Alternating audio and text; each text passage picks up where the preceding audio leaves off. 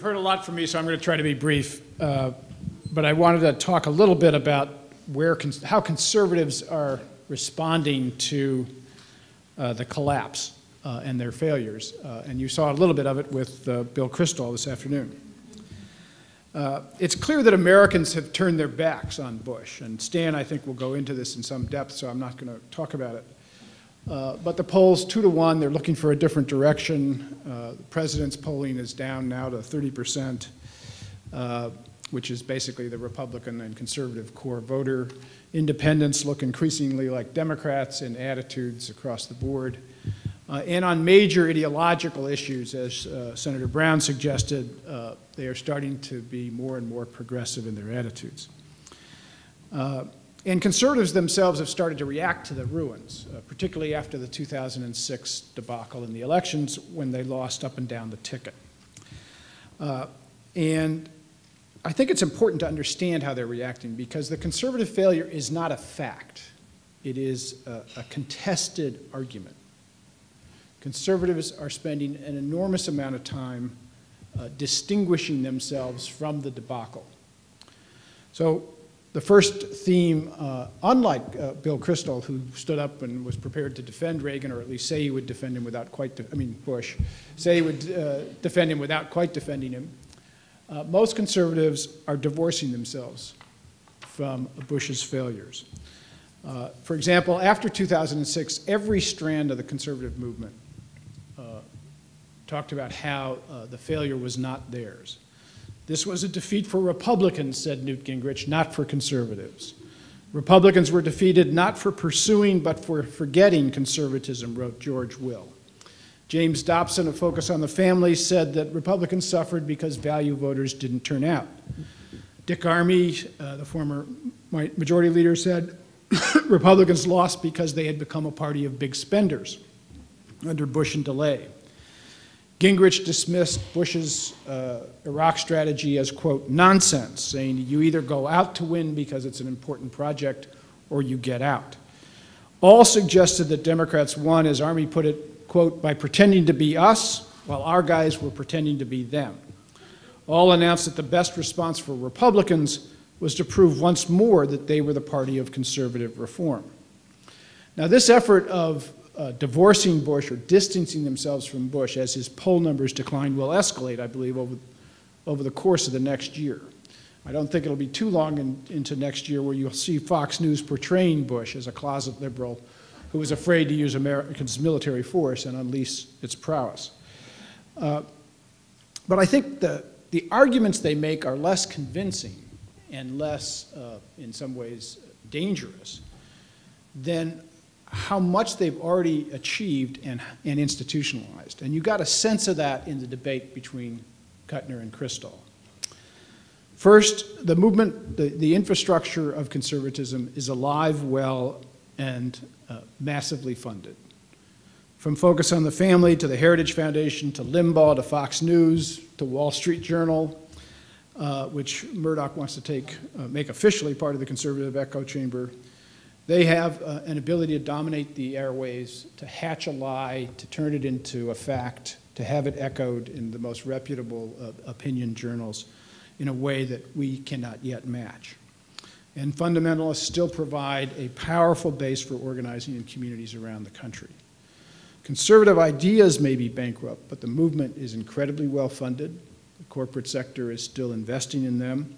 It's interesting, Republican fundraising is down. Democratic fundraising has surged. Corporate PACs now are hedging their bets and starting to buy into the Democratic Party. But Republicans still lead in funding, and conservative institutions, contrary to what Kristol suggested, far outgun those on the progressive side. So when they seek to avoid blame, when they seek to argue the case about what happened over the past period, they will come to that debate armed to the teeth. Secondly, I think it's important to understand how much the conservative failures reinforce their own case. Katrina is a classic example. Katrina widely seen as a government failure, making the case that conservatives want to make that government can't work. And in polling that we've done with Stan, one of the results, I believe, of Katrina was to increase public doubts about the efficacy of government. So even their own incompetence and cronyism and corruption, which is a central theme of our politics, which turns against Republicans, does not turn against the conservative argument. It turns against our argument about the need for a government that is responsible and that works and that is active and takes leadership. The third thing is, after 25 years of conservative dominance, their ideas hold sway far beyond movement conservative circles. Bob Kuttner again alluded to this at the lunch debate. At this point still, the ideological posture of conservatives frames our public debate. If you consider the ideas dominating the Democratic Party and our leading presidential candidates, for example, concern for fiscal deficits is now the first principle of democratic economics. Adopted by the House and PAYGO and the Senate and PAYGO legislation, echoed by the candidates on the campaign trail. This despite the fact, as I said earlier, that our deficits and our debt are lower as a percentage of GDP than any other industrialized nation. This should be a time when Democrats are leading with an investment agenda. But we have absorbed the conservative frame of fiscal responsibility and made it a centerpiece of our own politics. Secondly, embrace of corporate trade. You saw, Senator Brown, I think what's exciting about this moment is we're first seeing the real challenge starting to form, but only starting to reform, to a corporate-led globalization policy, which has been really ruinous for this country and has left us with what Chalmers Johnson calls a Blanche Dubois economy, which is dependent on the kindness of strangers, particularly Japanese and Chinese central bankers. Or take foreign policy. All Democrats now have learned to oppose the misbegotten war in Iraq. But every major presidential candidate is for increasing our military, for adding to our capability to go places and do things, for spending more money on it. Each, with the possible exception of John Edwards, reinforces the notion of a global war on terror, an ideological construct that really basically gets at a fundamental level the threat posed by al-Qaeda wrong, and therefore helps get the response wrong. And each assumes without question that the United States can and must and will afford to continue to police the world as its first priority. That is a fundamental conservative victory, and one that really goes at this point without challenge at the center of our party. So under Bush in the last 6 years, as Bob said, conservatism has been tried and found wanting. The movement, however, survives. Its infrastructure still thrives. Its ideas are bankrupt, but they are still defining much of our debate. What's exciting about this moment, however, is that it is a moment of change and of possibility. It's a moment of accountability and reckoning. When you ask the question about Iraq and what do we do, what do the senators do to get us out of the war? Well, the one thing they have done in the House is they forced a vote on overturning the president's veto.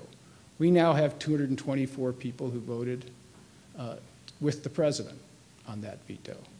And in every district where they exist, there should be an intense effort by all of us to organize and to show them that they are not speaking for their constituents and that the heat comes not from Democrats in the Senate pushing them to vote again, but from their constituents outraged that they are keeping us in that war.